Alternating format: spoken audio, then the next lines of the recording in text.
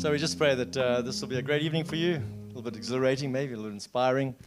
And it's a second or penultimate night of our relationship series. And next week, I think we'll just do a review of everything we've been through. So yeah, we'll cover that later. But tonight we're going to tackle an idea about the science of soulmates. And is there someone out there exactly right for you? Is that the way it works? You know, just waiting to be found by you. So soulmates and the science of it rather than the chemistry of it sounds a bit oxymoron kind of thing. But we'll see how it goes. We'll try and work our way through it because there's two different thoughts to the whole thing, right? And in our modern society, there's a temptation to believe that there is someone out there, right? There's the one, as we're going to hear just now from this young guy. A soulmate, a perfect match, maybe the person you're meant to be with, and the one that life has predestined for you, maybe, you know? So maybe just watch a quick short video. I'm going to give a very unpopular opinion that a lot of Christians might disagree with and most Christians need to hear. And it might shock you or blow your mind a little bit.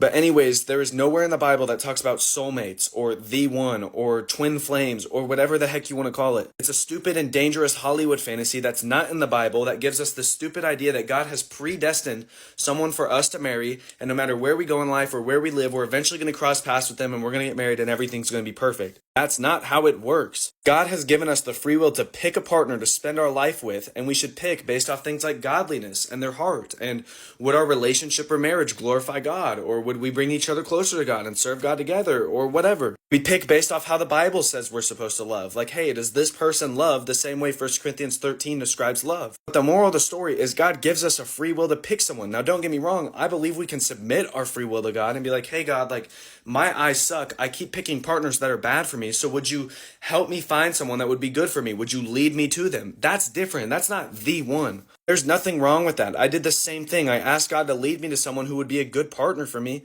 and he led me to one of the most godly women I've ever met that I'm dating now. But that's not the same as soulmates or the one. I see this the one mindset a lot in the way that there are a lot of Christian women and even men that are in a waiting season for the one.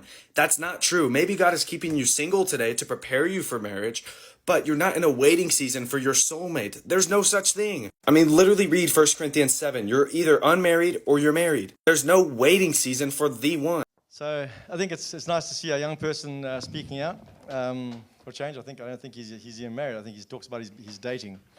So yeah, I think the thing is across history, right? Humans have been drawn to the idea that love isn't just random. It doesn't just happen, right? I think it started off in ancient Greece. I was doing some research on this.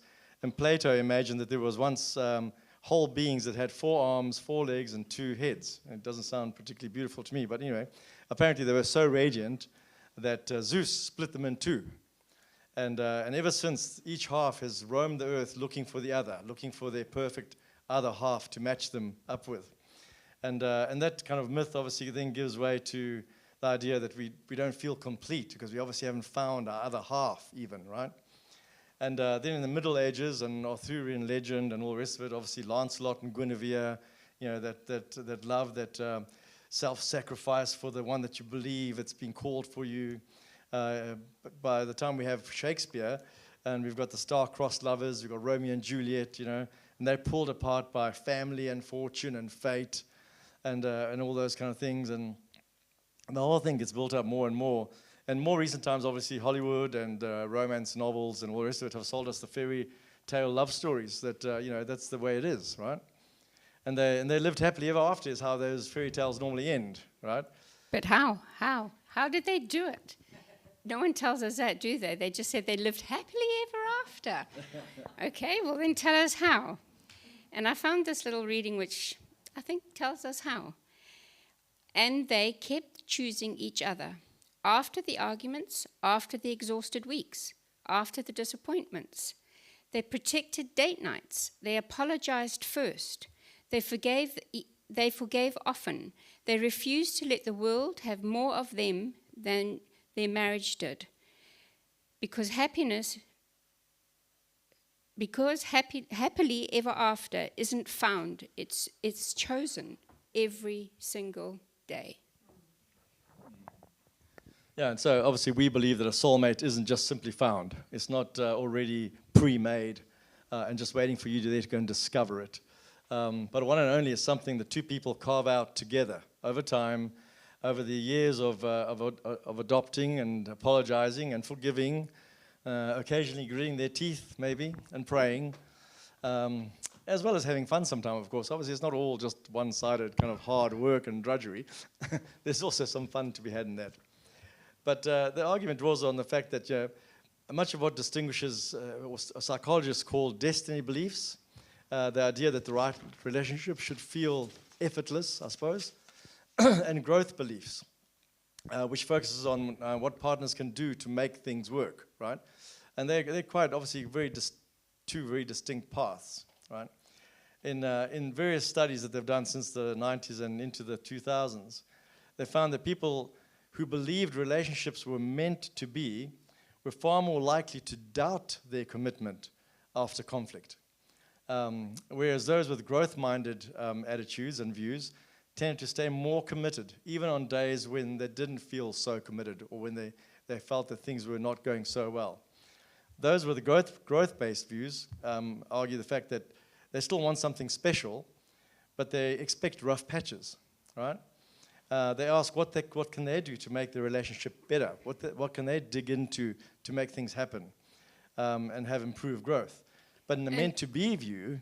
But I think also because they're more realistic. Yeah. You know, they're not living on the fairy tale story. They're actually being grounded and know that life is not always a bed of roses, but even though there's the good times, there's also times that we really do have to tough it out. Yeah. And that's not just in marriage. I mean, let's be honest, that's life. Yeah. And so on that basis, in the meant-to-be view, the soulmate belief is actually a trap, right? Not the romance itself, but the expectation that love should never be hard. And that's where they fall down, right? When love is treated as fate, people become less willing to do the unshowy hard work, that actually keeps love alive. The soulmate trap makes it much harder when a relationship hits its first real snags, for instance, right? And the first time there's any type of struggle or any kind of issues, the immediate thought then obviously is, I thought you were my soulmate, but maybe you're not. Because if we're going through this trouble and it's getting to be so hard, maybe I made a mistake. Maybe I chose the wrong one. Maybe we picked the wrong people. And the thing is, if relationships are going to be long-term, it's never just going to be a smooth and easy run. That's the whole thing, right? And when people asked what made them feel appreciated, it wasn't sunset proposals and surprise trips to an exotic island, which would be nice. I mean, obviously, anyway. But it's the surprise little gifts, and it's the thoughtful gestures and the kindness of a cup of coffee or a cup of tea in bed when you're not feeling well, or warming the car up on a cold morning, or going to fill it up for fuel for your spouse, picking wild flowers and putting them in a vase, sharing a private smile at a party and just kind of catching their eye. All those little things are what quantitatively became attentive acts, which makes one feel that we're connected, that we are one. That's what makes you feel that you're one. Not these grand gestures. So, relationship satisfaction isn't primarily about money or romance, but it's about intimate couple knowledge. It's about knowing each other. And it's that expression that's then played out in your daily walk and your daily life that creates that understanding. It's one day at a time, mate, because we're showing each other that we care. I see you. And that's what we need. It's not, as you said, the big things. It's those little things that actually count the most. And it's not just, like I said earlier, in marriage, even friendships, even brothers and sisters, when we kind to each other and show that I'll do something for you even without you asking me, it's all those little things that add up to building that friendship and that soulmate. Yeah. And it reads like a lovely everyday tale, not a fairy tale though, no glass slippers here, but wellies with mud on them. And I think the farmers, people around here probably relate to that, right? That's what it looks like, wellies with mud on them, yeah? So you've got protection, but they get splattered with mud. But that can be because you're having fun too, splashing through puddles. Yeah, it could be. It could also be smelly poo. You had to say that. Yeah. And we need to work through that smelly poo. Mm-hmm. Yeah, we need to work through what life throws at us and at our marriage, right? The troubles, the hardship, the sickness, and I know this all sounds heavy, right? Highlighting the tough stuff and the heavy chapters in life. But that's because that's when the rubber hits the road, right? That's when our vows come into their own, basically, right? Making our way through the so-called trenches of life. Because it's easy to love when things are good. It's easy to love when the good times and the health is okay and the finances are going well. But something totally different when trouble comes knocking at the door and we're not expecting it, right? We're not ready for it. The lion comes roaring, I think it tells us in the Bible. He comes roaring, looking for someone to devour. Or he comes like a thief in the night. And he's cunning, he's devious, he's stealthy. And either way, the enemy we are all facing is looking to steal and destroy. He's looking to steal and destroy our faith, our relationships, our belief structure. And mostly, he's looking to destroy our marriages and families. Because once you destroy marriages and you destroy that kind of family connection, it feeds into the community that we're in, it feeds through the people that you know, and it just breaks down our societal, basically, understanding, right? And that's where it all falls apart. And we end up with all the troubles we have. So, yeah, I suppose as for soulmates, yeah, the science points to a paradox. Yeah? The people who end up with the relationships that feel uniquely meant to be are often the ones who stop believing in fate and actually turn towards the flawed other one. You can also turn towards me, it's okay. in front of them. And basically, these 3 fingers pointing back at you. I didn't say anything.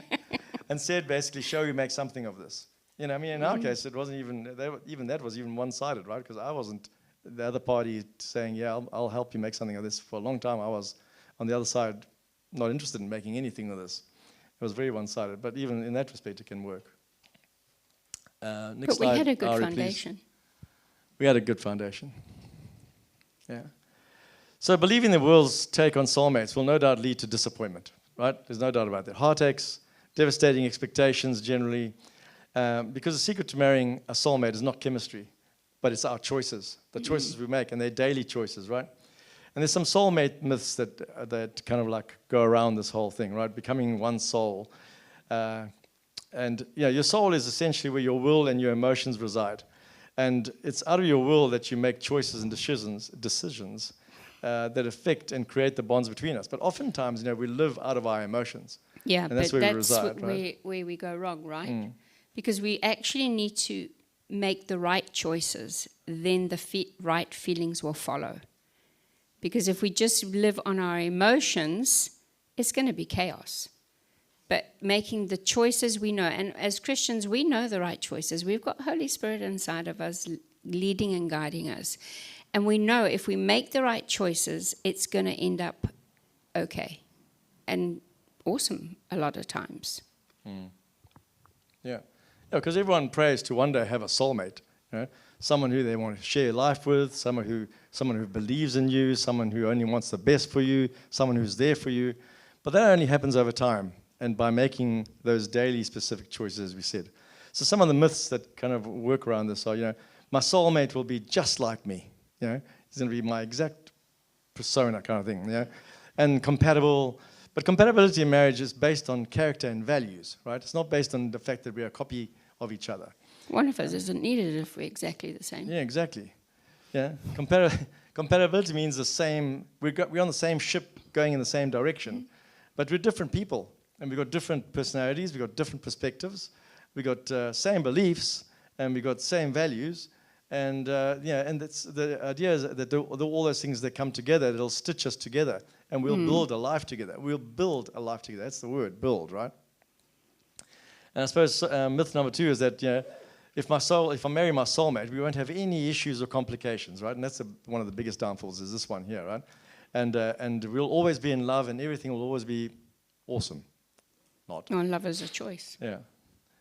And you know, we need to know that, you know, however perfect you may feel your mate is, you will have issues, and you will have disagreements, and you know, we will have trouble, and we will have conflict, and that's okay. That's okay. That's life. Yeah, we're 2 different people. We've got different perspectives. We'll disagree on some things. We'll see some things differently to each other. That's okay. You work and get through the trenches, and you come out the other side stronger. That's the whole idea.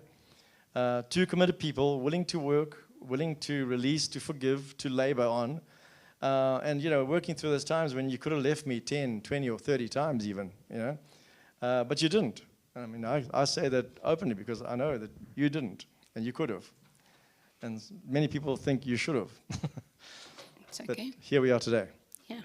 God didn't think so. Yeah. And myth number 3 is that my soulmate will always make me happy and will meet all of my needs. Biggest myth ever, I reckon. I mean, no one human was designed to do that. And I really, really think this is where we need to know that we need God most. Because when we become who God has created us to be, we become the person he wants us to be. And that's who our soulmate needs. Not some made-up person that looks like, I'm making you happy because I'm doing what you want. Because you don't end up being happy. You end up being frustrated. And they are frustrated because you're changing you from the person that they've actually attracted to you, was attracted to you. So we do need to stay true to who God has created us to be. And in that, we'll work things out together.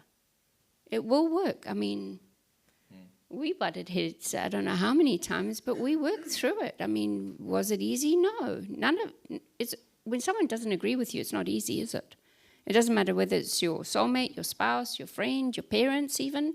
It's not easy when people don't agree with you. But we need to learn to work these things out together.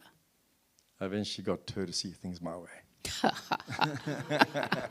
Until God got hold of me. Had to ask the big guy for help. Next slide, Ari, please. So how do we go about creating our soulmate? The masterpiece that's hidden in the rough marble. Or the diamond in the rough. And I think I always love the idea of the masterpiece in the rough marble, right? Because you think about Michelangelo and the statues and David or whatever. But to begin with, there was a rough-hewn chunk of rock.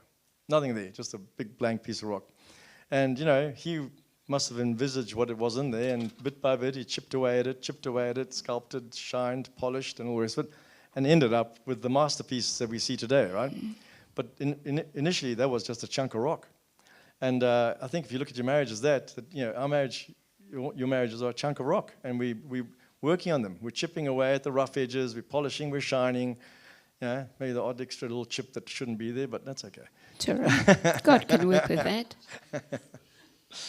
But soulmates aren't found, they're built, right? And it's less lightning strike and more intentional fire building, I suppose. And as much as we look at the online diagnostics and proclamations of striving to be compatible in every area, you don't have to match each other 100%. The old adage of the opposites attract, I suppose, works quite well. And the world is trying to convince us, or convince you, I suppose, out there that we need to be matched. We need to be compatible. We need to be fully aligned for it to work, right? But we are different. God intended that to be different. He didn't want us to be the same because our strengths help one another. It actually helps us be a better partnership together when we're different, because we don't have the same things. What I'm better as good at, I'm not, and vice versa. So we actually then complete each other in that way. I mean, we always like to do this thing. When we're single, we have gaps in our personalities, and those are the gaps. And then we come together, we fill our gaps. Yeah. You do like that? No, she does. She's always like that. She's always like that. But it's simple but true. If we let it, we've got to let each other be who we are, not change one another. Because there's diamonds in that, I mean, a diamond doesn't shine and sparkle straight away. It looks like an ugly rock until you open it and discover the gems that are in there. And I think that's what we do with each other when we discover what's actually inside of you. Yeah. And we come across this often with especially like pre-marriage couples when they do the reports, and we get this thing. It's called a scope personality. And it's a personality profile of each side of the couple. And they often see themselves as being so incompatible. Because how's this going to work? One's an introvert, one's an extrovert, one's emotionally steady, the other one's not as emotionally steady. Or one's great organized, the other one's not organized. It's like, how are we ever going to get along? We're so different, right? And they believe, or they think that they should be the same. But it's like they don't realize that those differences are what will make them stronger, because one's strength will kind of like sort out the other ones, or balance out the other one's growth area. Let's not call it a weakness, let's call it a growth area.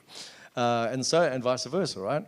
But often what is we're attracted to each other is those differences in the beginning, because the extrovert wished they were a little bit more social, right? So the partner that they're with is probably the social one, and that's what one of the things that would have attracted you to them.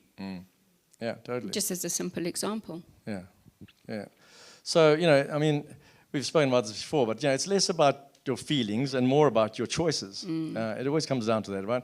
And even love resurrection, when people are struggling, if anyone's going to be listening to this or whatever, maybe you can start today if you're willing to try something different. Try put it in a different way. Try doing things a different way.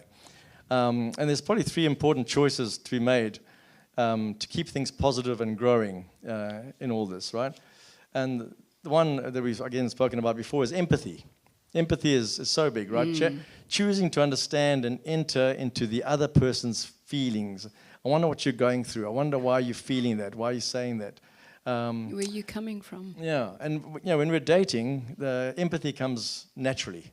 We're interested in the other person. We want to know about them. We want to understand what's making them tick and all this. So we have that in us. And we get married and we get busy and we get distracted and we got work and we got things happening around us. And suddenly that empathy kind of like starts taking a bit of a back seat. And that's where we need to really be focused in terms of choosing to be more empathetic. We can choose that, right? And I think the next one is generosity. And that generosity is a choice that flows from within us towards our spouse. Wanting to be generous towards our spouse, wanting to do the best for you, right? Well, like in Proverbs 11:25, it says, "A generous person will prosper. Whoever refreshes others will be refreshed." And I think it's like, you think about a farmer when he plants, he sows what he reaps. He reaps what he sows, sorry. And it's not about giving because you're going to get back. It's about giving because that's what your heart wants to do it.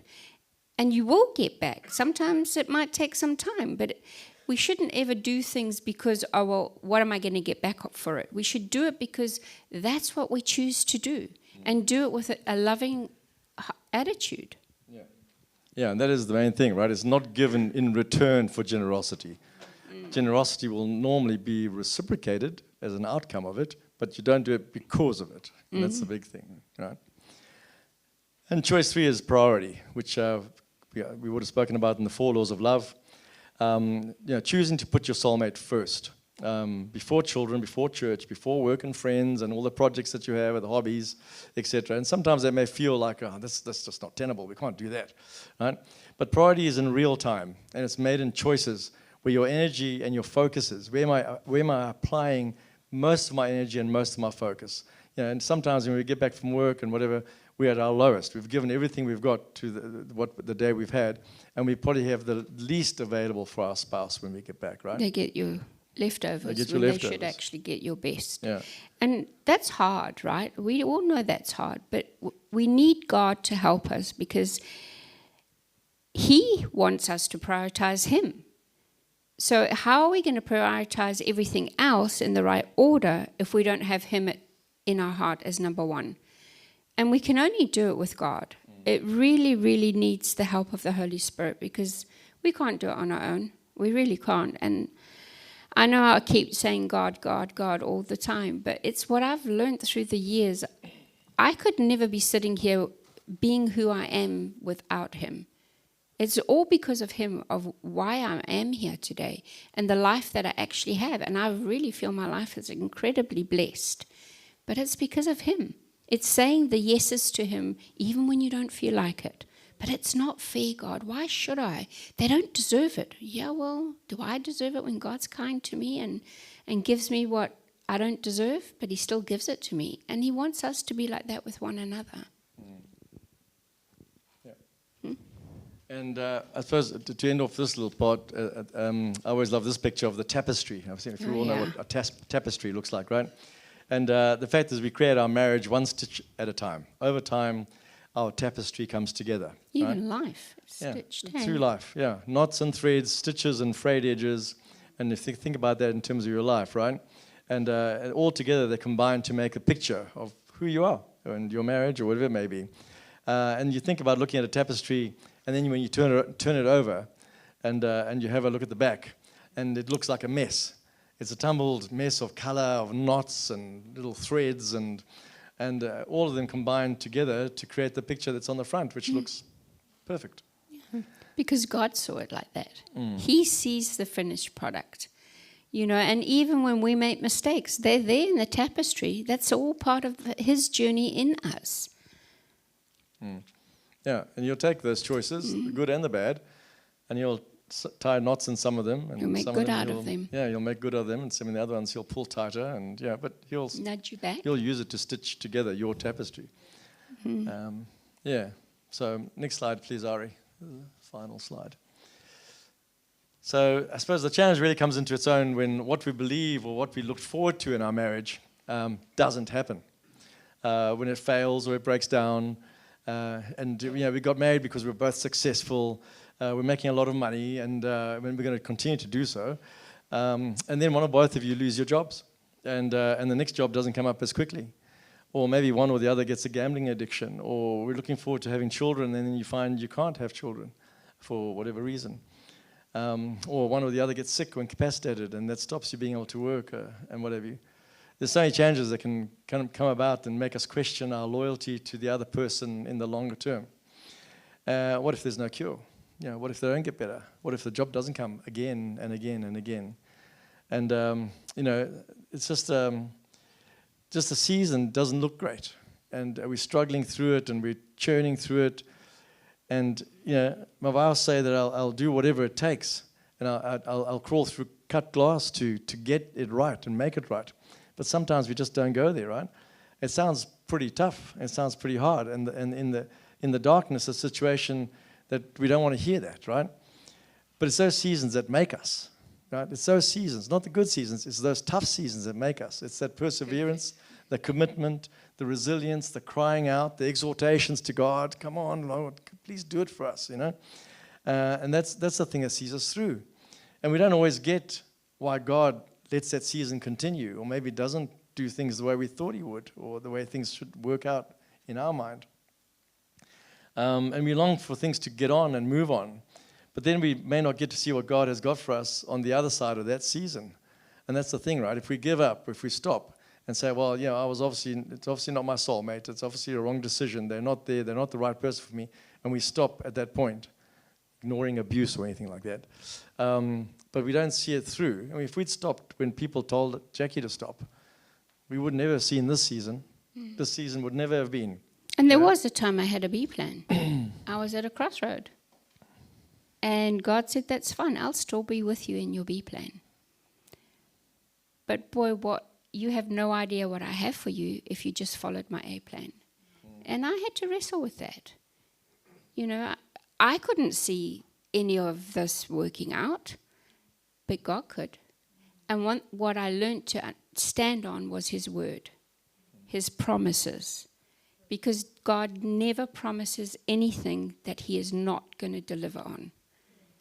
We're living proof of that. God promised me everything. And because of that, I did it scared. Okay, God, I'll do that detour and I'll get back onto your A plan. I don't know how, but I'm going to trust you. And he did. He navigated us through that time, and he healed us to what we do today. Yep. I never saw that. No, never saw any of it coming. No. I wished it. Yeah. But I didn't see it. This November, I celebrate being a Christian for 19 years. But what many don't know is that, funny enough, Jackie waited 19 years before I became a Christian.